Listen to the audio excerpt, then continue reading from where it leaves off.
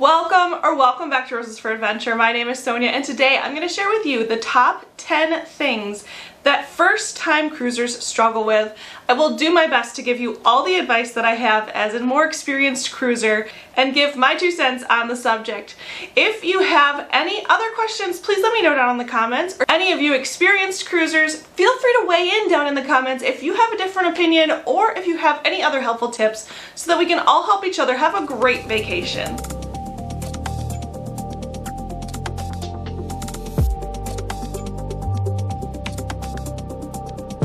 Now be sure to subscribe and have that notification bell turned on because I am going to go into depths with all of these different top 10 tips. So for instance, one of the items is budgeting and how to budget properly for the cruise, unknown expenses, those types of things. I am definitely making a video about that and I will do my best to go into depths on all top 10 of these items. So subscribe with that notification bell so that you can stay up to date on all those helpful tips and tricks. And if you do find this video helpful or informative in any way, hit that like button so that I know that you're enjoying this content. Without further ado, let's get into the top 10 things that first-time cruisers struggle with. So right off the bat, number 1 is choosing the right cruise. How do you choose the right cruise? There are so many different cruise lines, so many different itineraries. There are so many choices, and how do you choose which one's right for you? Well, first of all, you have to know what type of vacation you want to have. Are you going just as adults and you don't want any children around? Maybe a Virgin cruise or a higher end cruise like MSC might be for you. There are less children on board, or if you're going for a family style, Disney, Carnival, Royal Caribbean. We have ever only sailed Royal Caribbean with our children and there is always a multitude of things for them to do on board. They have absolutely loved it. Between the kids zone, the activities, the pool areas, the shows, you name it, they have a blast. So knowing what works for you. And then, yes, itinerary. Are you going to go for 3 days, 7 days? Do you want to go to Alaska? Or are you thinking more Caribbean? The islands can seem like maybe they're all kind of the same, but they are all so very different and have so many different things to offer. So doing some research on that.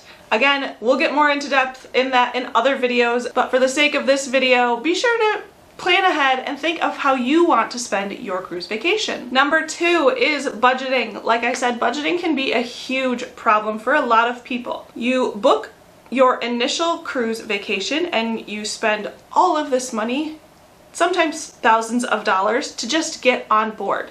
And you think, oh good, everything is included, my meals are all included, all of that, but that's simply not the case. There are things like travel expenses and parking, how to get to the cruise ship to even get on the ship.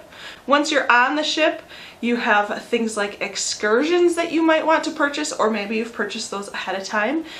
Things like drinks, if you want soda packages, if you want to just buy the soda that you get at the bars or restaurants, drink packages for deluxe drinks, alcoholic beverages, adult beverages. You can purchase all of those things individually or as a package.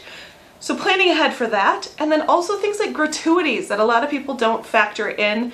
They have been automatically adding those to a lot of vacations lately so that their staff is compensated for the hard work that they do. Now, I know a lot of people are nervous about getting seasickness. I myself don't struggle with it, but I know that there are a lot of people that do, and there are a lot of different things to try. So my recommendation for this would be to just purchase a multitude of different things. They have wristbands that have kind of like a little pressure point thing on them if you want more of a non-medical route. The seasickness patches that people wear behind their ears, they do dry your mouth out a lot though. I have had my husband and his sister, my sister-in-law, wore those before on a cruise and it did dry their mouth out a lot. People do enjoy Dramamine, but it does make you drowsy, so everything kind of has its own side effect. This is in no way medical advice. I'm just saying you need to try what works for you. Definitely consult your doctor if there's any interactions with the medications that you're taking. So just plan ahead. They do have these items on board for you to purchase if you need to in the shops or also in the infirmary if you have to go to see the doctor. You'll end up paying a lot more than you would if you purchase these items ahead of time and brought them with you. Definitely seek medical advice. Check with your doctor first, but plan ahead. If you don't know if you're going to get seasickness, it's always easier to just have things with you and not need them than to not have them and need them. Next up, tip number 4, or the fourth thing that a lot of people struggle with on their first time cruise, is packing. If you're wondering what I pack on my cruise, I pack in just a carry-on and a backpack for a 7-day Caribbean cruise.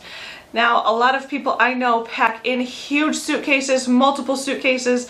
I have kind of nailed it down to a science now and know exactly what I'm going to use, and definitely do not overpack. I still do actually feel like I overpack sometimes. There are things that I don't use.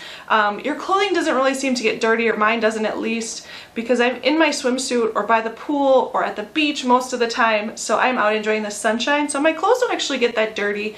And I tend to find pieces that can be universal, so having a black pair of pants or a black skirt, and then a bunch of tops that you can mix with it for dinners or going out to the shows and those types of things, or just having lightweight summery dresses if you're in the Caribbean. So if you're wondering what I pack, definitely check out that video. I will link it up above for you guys and down in the description below so you can see what I pack and what my cruise essentials are. Similarly, if you're wondering what types of things I have bought from Amazon that are non-clothing, non-cosmetic items that we do bring on every single cruise, I will link up above our Amazon essentials list of the things that we make sure to pack on every single cruise. The fifth thing that new time cruisers struggle with is how to navigate the ship. Now, I struggled with this big time on the Carnival cruise that we took because I was used to Royal Caribbean, where there is basically a street down the middle of the ship. So on Royal Caribbean ships, there is something called the Royal Promenade, where there are restaurants and shops and bars and all kinds of things down basically this main drag that looks like a road in the middle of the ship. And so it's easier for me to navigate. I still get turned around between if I'm going forwards or backwards and those types of things. But there are a lot of things on board to help you know which way you're going. So like on Royal Caribbean ships, they have the wayfinders. They even have little miniature ships that have the layout of the ship, and it's always pointed in the same direction as the ship. And all of the stairways in Royal Caribbean ships are color coded, so if you pay attention to that at the beginning and you know that you need to go in the yellow stairway, then that will be your stairway to get back to your cruise room. Inevitably, it is very easy to get turned around in a cruise ship. At least for me, I am semi-directionally challenged, so getting to know the ship ahead of time can be a huge help for a lot of first-time cruisers. So downloading the app that belongs to the ship, or just checking out deck maps online so that you can familiarize yourself where everything is. The main dining room is a big one, where the pools are. I mean, fairly easy. You go up high enough, you're gonna find them. But worst case scenario, just find a fellow cruiser. Everyone is super friendly on board, or a staff member if you're really lost and looking for something. But it is nice to know ahead of time where your room is in relative to the restaurants that you want to go to the bars you want to go to all the different places you want to check out. So check the maps out ahead of time, that way you can familiarize yourself with the ship. Another thing, the sixth thing that new cruisers struggle with is understanding cruise policies and procedures. Now, I have heard or seen a lot of comments of people saying that that's why they don't want to cruise. They feel like there's too many rules, and that is absolutely not the case.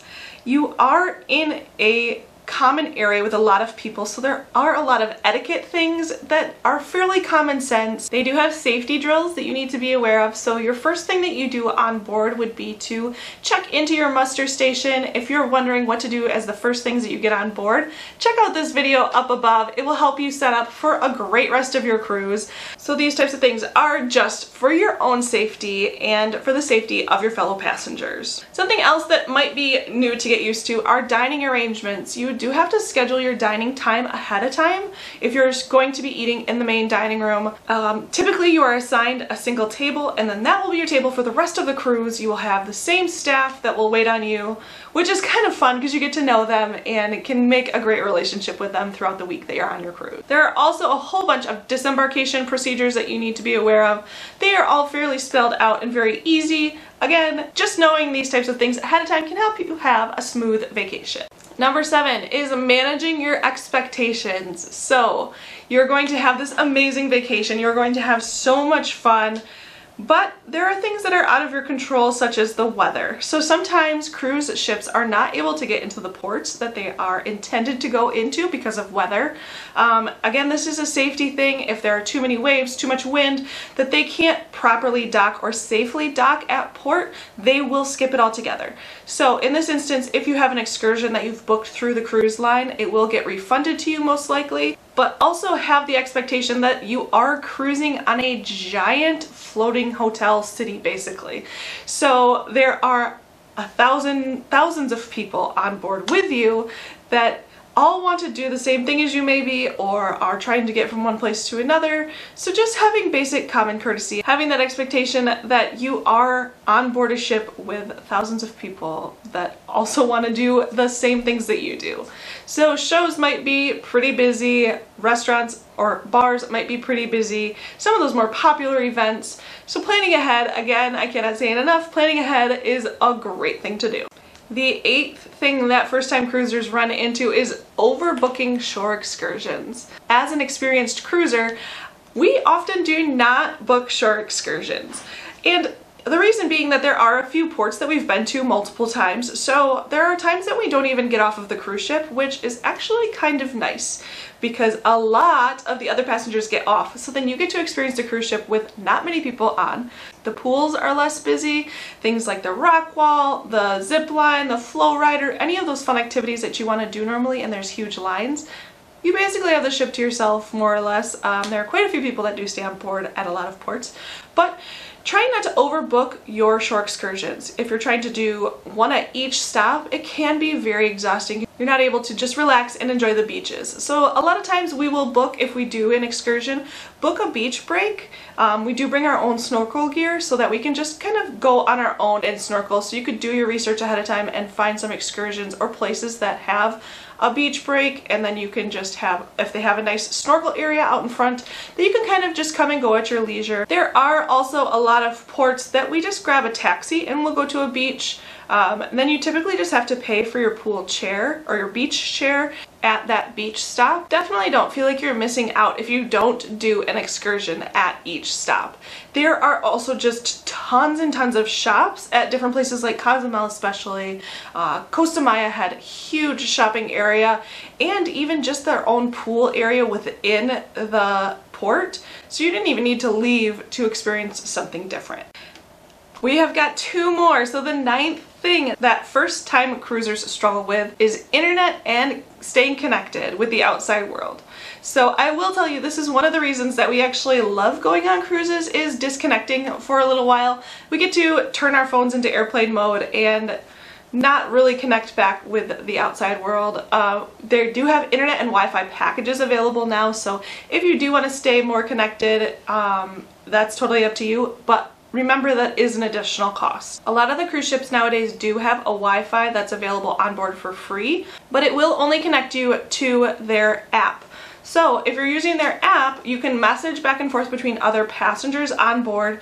You can use their app to see the ship's layout, the daily itineraries of all the things that are going on, the menus at the restaurants, which is super, super helpful to have, but you cannot communicate with the outside world via their free internet. So you have to purchase an extra internet package. Again, planning ahead, those are things you can book ahead of time, or if you decide once you're on the cruise that you would like to purchase it for a few days, you can do that as well. Now, last but not least, the 10th thing that first-time cruisers struggle with is adjusting to cruise culture. So this is similar to the cruise etiquette. Cruise culture is that everybody is just friendly most of the time. Everyone is just there having a great vacation. So getting to know some of your fellow cruisers, a lot of people do chat with you while you're at the pool, or if you're sitting at a restaurant, will strike up conversation with you. The crew especially loves to interact with the cruisers that are on board. They love to share with you their experiences, their past cruises that they've enjoyed, how much longer they're going to be on board, their home life and what that's like. It's all just so fun to get to know other people that you would otherwise normally not interact with. So it's great to just get to know other people. So for instance, on my husband and I's honeymoon cruise, we met some friends that shared our dining room table with us in the main dining room. We had a table for 8.